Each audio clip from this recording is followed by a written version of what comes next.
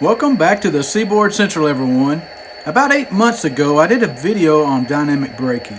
In today's video, I'm going to go into more detail about dynamic brakes and when I typically use them as an engineer. So if this sounds interesting to you, keep watching. Without further ado, let's get started. So what are dynamic brakes and why are they important? Dynamic brakes are an additional braking system that allows an engineer to control the speed of a train, often without having to resort to using the train's air brake system. Dynamic brakes essentially convert the locomotive's traction motors into electrical generators. This is done by the dynamic brake lever on the control stand, which can vary the amount of electricity sent through a series of resistance grids. It ends up converting the electrical energy produced by the traction motors into heat. This heat is released into the atmosphere through the dynamic brake fans located on the roof of the locomotive. The use of dynamic brakes is the first priority brake for controlling train speeds on the main line. Dynamic brakes are useful in maintaining train velocity and reducing train delays associated with stick and air brakes or undesired emergency applications. When it comes to dynamic brakes, there are basically three different types, with the first being standard dynamic brakes. An SC280 here and SD38 is equipped with standard dynamic brakes. And a standard dynamic brake is really effective between 18 to 25 miles per hour. As the speed decreases below 18, the effectiveness of the dynamic brake also decreases, and you end up having to use the air brakes to bring the train to a complete stop.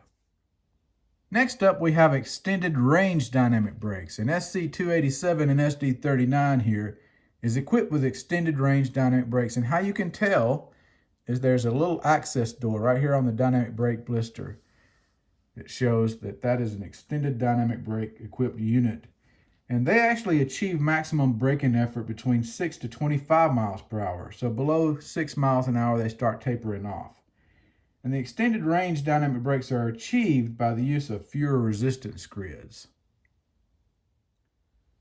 All right, last, the third type of dynamic brake are high-capacity extended range dynamic brakes. And the only units on the SC roster that are equipped with high-capacity dynamic brakes are these -8 40B units, like this 279 here. And right up there at this area right here is where the dynamic brakes are located on a GE unit.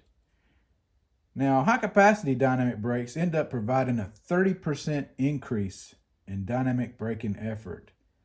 And in many cases, they're strong enough to actually bring the whole train movement to a stop, depending on how heavy the train is. So the most powerful dynamic brakes that are in use today are found on units like this NS8091.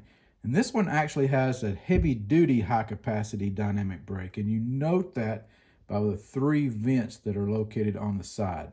It's actually more powerful than the UP unit behind it.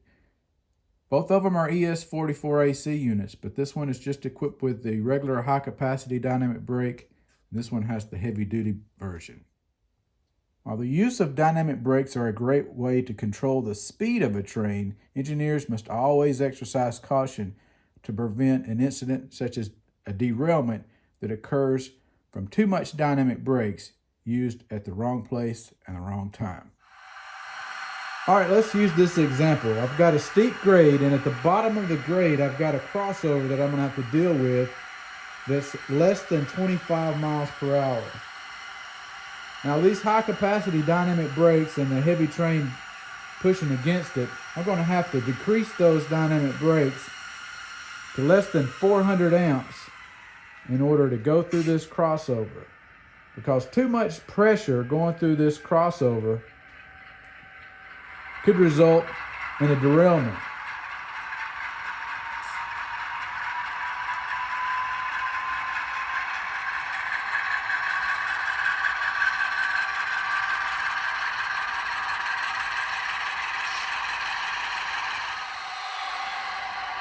Another instance is going through yard tracks.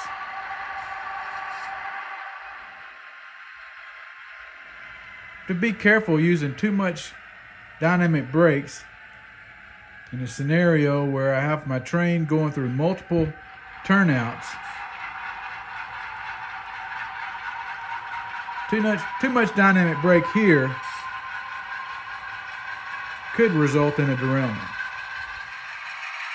Now, once I get a majority of the head end of the train through the turnouts, I can actually go back into dynamic braking to help control the speed.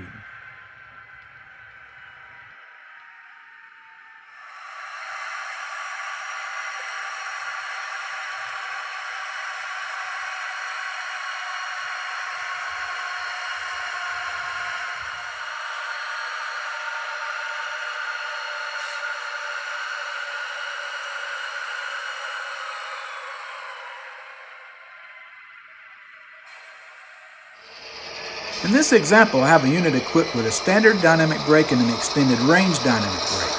While the extended range equipped unit is helping to decrease the speed of the train, I will still need to apply a sufficient amount of automatic train air brakes to bring the movement to a stop. Prior to reaching the stopping point with the dynamics applied to the max, I will make an initial air brake application, followed by additional service applications until the movement stops. Once stopped, I will simultaneously release the dynamic brake and fully apply the independent locomotive brakes. So another thing a locomotive engineer must factor is how many units that you can have in dynamic braking on the head end of the train, and that varies depending on the type of train and the type of locomotive that you're operating.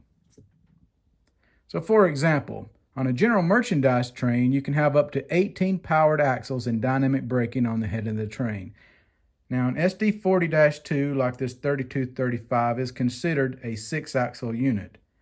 But this much stronger ES44AC, like the 8091, is actually considered a 9-axle unit in terms of tractive effort and dynamic braking.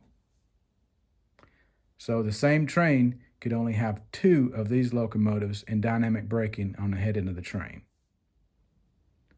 Now for a solid bulk commodity train, such as a unit grain train or a unit coal train, you could have up to 27 powered axles and dynamic braking on the head end of the train. This enables you to have 3 ES44AC units, all in dynamic braking, on the head end of a unit grain train or a unit coal train. So I hope you've learned a little bit more about dynamic brakes, how they can be used to make your layout operations more realistic. Be sure to come back next week, because I got a special video on horsepower versus tractive effort. Should be pretty detailed and interesting. So, until next time, I'm Tim Garland. Thanks for watching the Seaboard Central, and happy model railroading, everyone.